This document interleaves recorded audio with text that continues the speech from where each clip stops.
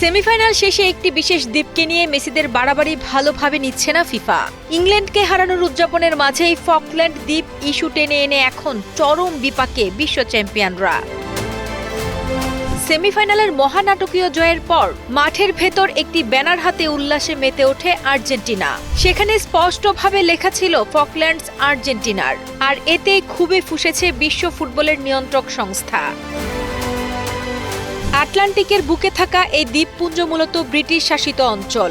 এই দ্বীপের দখল নিয়ে ১৯৮২ সালে ব্রিটেন ও আর্জেন্টিনার মাঝে এক রক্তক্ষয়ী যুদ্ধ সংঘটিত হয়েছিল।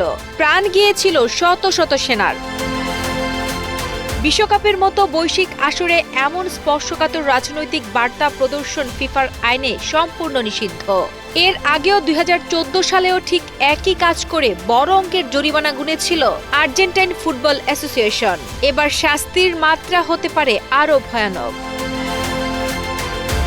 এর মাঝে পরিস্থিতি আরও উত্তপ্ত করে তুলেছে খোদ আর্জেন্টিনার ভাইস প্রেসিডেন্ট।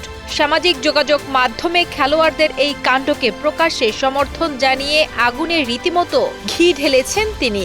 আগামী রবিবার স্পেনের বিপক্ষে শিরোপা নির্ধারণী মহারণ, কিন্তু তার আগেই এই ফকল্যান্ড বিতর্কে বড় ধরনের শাস্তির খাড়া ঝুলেছে গোটা আর্জেন্টাইন শিবিরের উপর।